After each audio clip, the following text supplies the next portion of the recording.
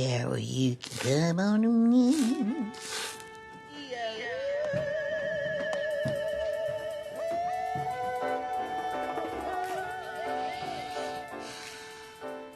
My earliest recollections of learning how to bead were with my mother.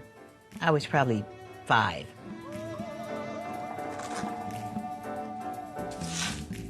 If you got a hole in your shirt, or if you had towels in the bathroom that had any spots, they were embroidered, crocheted, or beaded.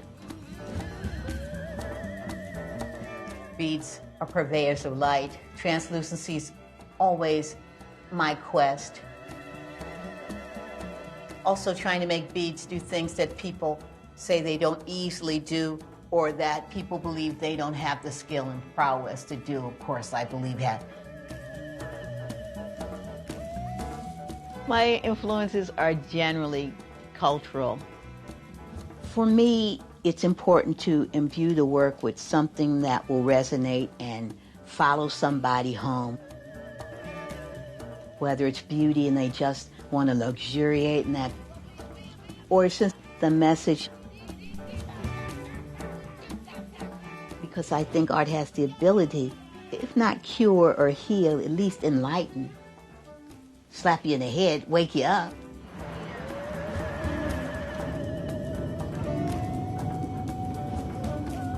My first library that I went to was built in the 50s, remember, Harold? Mm-hmm. And I've been going there since I was in elementary school, and my mother and I exhibited there. I've lectured there. Wow. I'm a community girl. When I first met Joyce, I saw her in a festival on Johns Hopkins campus. And I began to talk to her because I thought her work was so compelling. A few months later, my husband and I were sitting out on the front step, and he looks up and says, "Joyce!" And I said, "You know her?" And he said, "Yeah, I was in school with her." Well, from then on, we became best friends, and we were like glue, and it's been over, oh my God, 35, 40 years.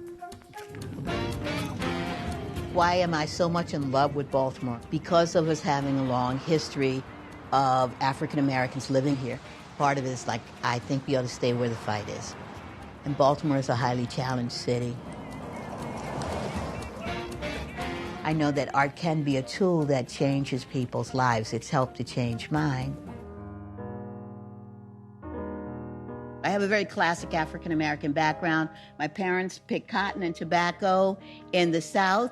They wanted to leave the South and have a better life, and they treasured education that they didn't have. It manifested itself in me. They also talked about the world in which they lived and their lack of power to change it.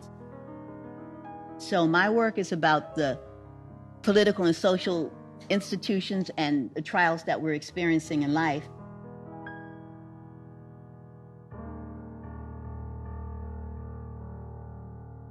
The font from where all of this stuff flows is my mother, Elizabeth Caldwell Talford Scott. She was someone who picked cotton.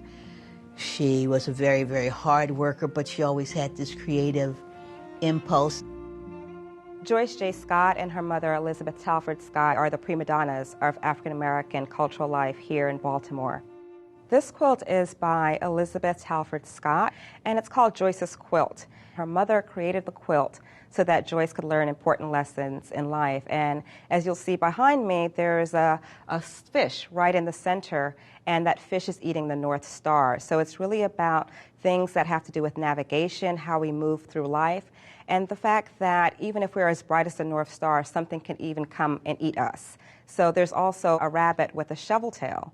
And what Joyce says that's about is that if you dig yourself into a hole, you can get yourself out of a hole. This is what my mother told me about how they were taught to quilt. And all the ladies would be sitting around, and what they'd do is the kids would go under the quilt like a tent. And sometimes they'd have to send the needles back up. But they get to hear all those stories under this magical quilted tent. Eventually they were able to come up and sit next to someone and quilt. So this is a quilt that's, using family fabric. And they're bits and pieces like that. It's a very, very old piece of fabric that she carried with her when she would go from place to place. And then eventually when she had me, had no time to quilt, started to quilt again. But she took 50 years to complete this quilt. Now this quilt represents to me what many, many quilts are. I call them diaries for pre-literate people. Because how do people write down family history many times when you don't have the ability to read or write very well?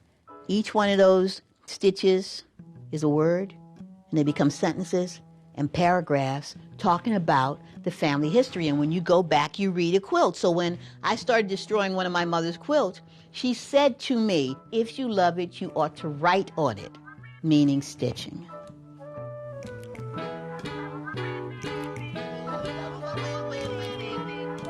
So crafts are epicentral to what I do because I'm listening to my mom tell me those stories. And they're not just stories that talk about my family history, but they're primers on how to start making artwork that matters.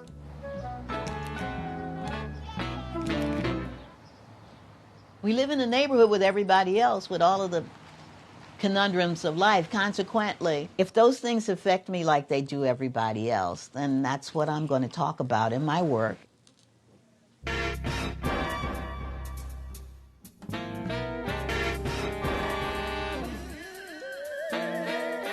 Some things are very theme-oriented, like race, death, female problems, whatever. But other things are just either for beauty or just some kind of geometric thing I'm going through in my head.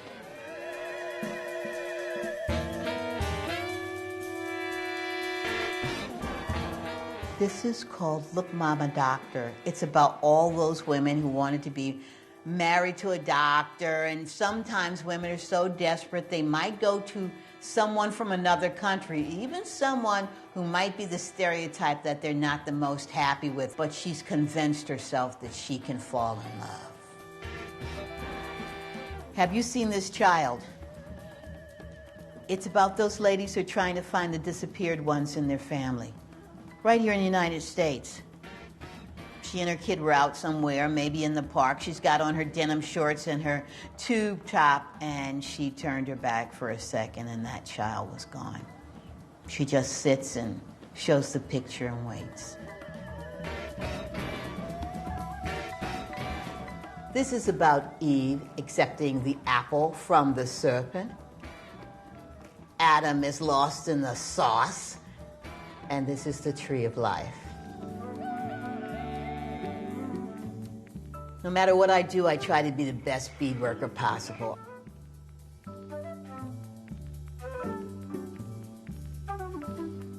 A lot of this has to do with my being a hoarder collector. The whole point is like nature and other people and happenstance and everything makes stuff much better than I do. You know, there are life forces in all of this stuff. My appreciation of life and my appreciation of my ability to make art comes from taking things that people would consider to be the lowliest of materials and watching them shine and watching them tell me what to do. I have to, see, I must submit to my materials. They do not submit to me. Now, if anybody knows my personality, they think that's a bald-faced lie, but it's the truth. Things that others would think are worth a penny might be worth $1 skrillion to me because it opened a path for me to create. I think the issues that are most important to Joyce and that are evident in her work is where does prejudice stem from? We're at the Baltimore Museum of Art. And this lobby that we're in right now at the museum held a major installation that Joyce did dealing with hate crimes. Joyce J. Scott, kicking it with the old masters, literally took over the whole museum. Before you are seeing the museum's wonderful Matisses or Degas or their Warhols in their collection, you really were confronted. Joyce had an installation that went from the ceiling to the floor of all of these blown glass heads that were dealing with hate crimes. And the opposite corner over here stood Rodin's The Thinker, above which Joyce created this amazing lynched figure made of beads. Rodin, in creating The Thinker, its original placement was at the top of his Gates of Hell.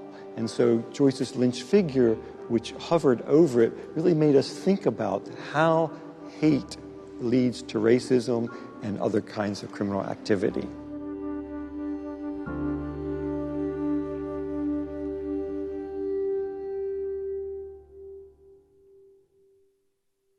I call myself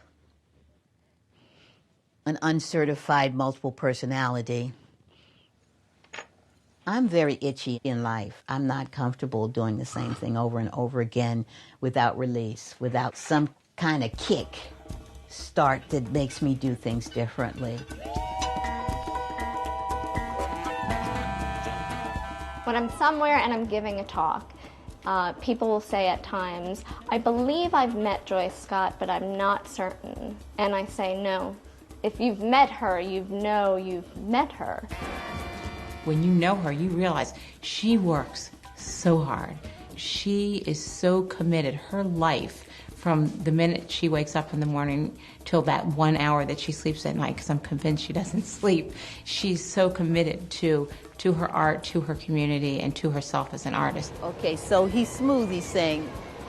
And she gets up and she goes out and she meets people and she, teaches and she lectures and she sings and she does all these things that are real life things. She just packs them all in a really tight amount of time. Get the metal and flatten out where her fingers are, please. So when I'm asked what I am, I think that the fact that I'm a bead artist who integrates beadwork and other stuff, but still is a bead artist, makes a difference. I personally believe as long as we refuse to talk about race, we're going to have a lot of problems. I do have anger about it, and one of the great ways that I deal with it is to make artwork that allows, in fact, beckons people to come to it. I want it to be so beautiful that they can't stop staring at it. And as they see it, they have to figure out what that issue means to them. Cracking the door just a little bit. Okay, now you should flatten the top a bit. It's clear. Yeah. It's all about trying to convey the message in its best form. So if visual doesn't do it, then music might. And if music doesn't, maybe theater might. Inhale. Exhale. And now I believe in life. Defend and agree with life. I starting